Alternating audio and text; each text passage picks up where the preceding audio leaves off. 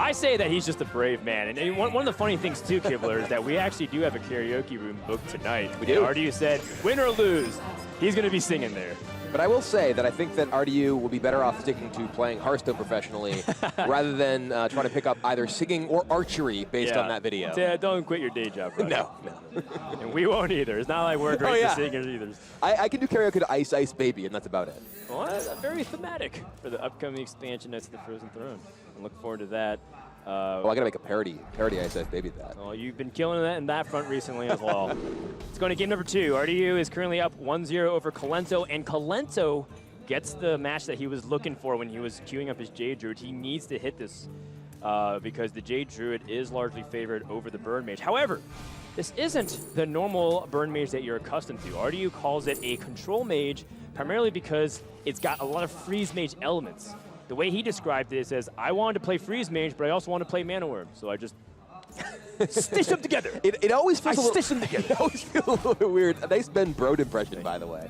It always feels a little bit weird to have a deck that is Mana Worm into Doomsayer. It's like, what are you doing? But at the same time, the Doomsayer plus Frost Nova component of the deck makes it incredibly powerful against a number of the aggressive decks. It's very strong against the Evolved Shaman. It's very strong against aggressive Druid. It's very strong against even just Questra to buy you time if they do happen to get to the point where they can complete their quest. So it's a very powerful combination that still has the ability to have those aggressive Mana Worm draws. Yep, that's right. And RDU does have a couple tools that can help him get the card draw going, which is, I think, the most important thing. You want to be able to get to your card draw so you can establish either a burn plan or an aggressive plan through board. Without that Mana Worm, though, looks like he's... and he also sees that his opponent has the Jade Idol ramp. He's going to probably fall too far behind on board by the time he gets it. And one of the big things, too, is that part of the reason why the Jade Druid has been so good against these slower mages is not only because it can put a ton of pressure with Jades and hypothetically, you know, go infinite with Jade Idols, but it's also because they have a crazy amount of life gain. So even if they do get Alexstrasza out, how do you actually win if they're Earthen Scalings for 10 to 12 armor per use? Yeah, we were just talking about how Earthen Scales had done a great deal to improve the matchup for Jade Druid against Pirate Warrior. The same is true against these burn-style mage decks, because if you're able to just get a bunch of life on top of specifically armor on top of your normal life, it makes it extremely difficult for them to win with burn damage. And we just saw how powerful armor gain is against these burn strategies just last match. Yep. When the Armor Smiths from Nyria just decimated the burn plan from Quotnet. Well, this is certainly awkward. This is the second Jade Idol from Kalento. And if he uses it for tempo, he doesn't have that infinite Jade trade going on. But at the same time, Acolyte of Pain is also pretty threatening too.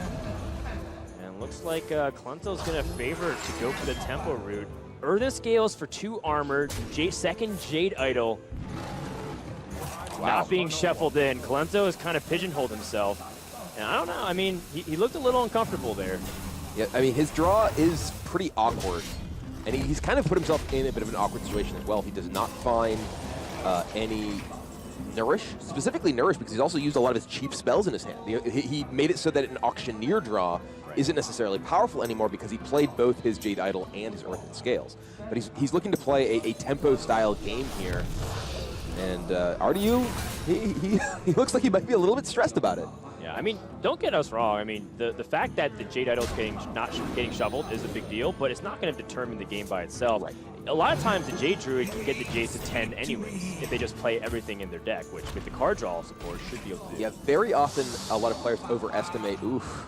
Wow, what a terrible draw for Kalento. The second Primordial Drake. He is going to float all the mana this turn.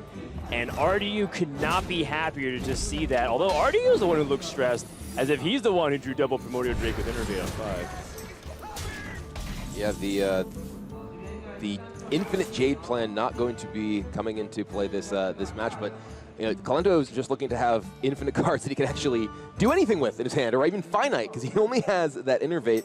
And Primordial Drake pretty weak overall in this matchup, just a big body essentially, because you're generally not fighting for the board against small minions. Already with a lot of possibilities here. Can even draw a card first to see what happens off the Acolyte of Pain.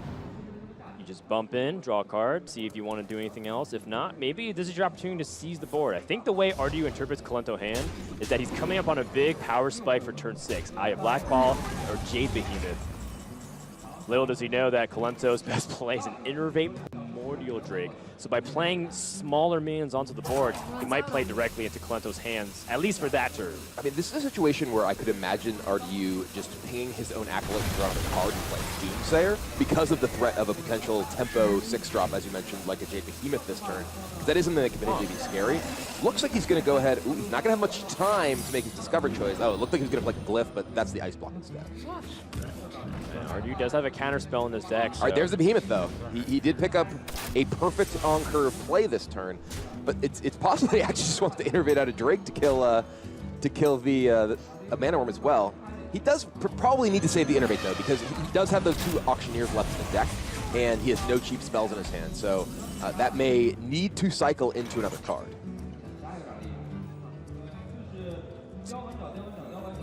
RDU has a Fireball to answer the 3/6, but it's a little bit mana inefficient. He doesn't even guarantee a board clear, but he does clear off most of the threats here.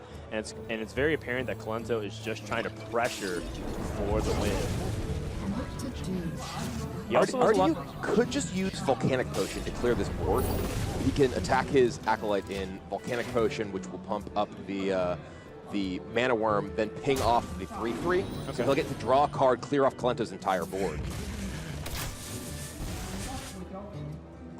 Sure, and Volcanic Potion is actually kind of a weak card in this matchup. It is. The way Jades work. He doesn't. It's not necessarily great to be handing back the board to your opponent with nothing in play yourself, but RDU obviously is playing a pretty defensively oriented deck and has 2 Doomsayers in his hand, so yeah, I like he doesn't really have much proactive to do. So yeah, he's just going to go ahead and use that Volcanic Potion. I was going to play the Doomsayer rather than ping. Okay, so here he's saying, okay, well, at least Kolento, you need to use your resources to kill this Doomsayer if you want to develop anything, which means that it's difficult for you to develop anything meaningful.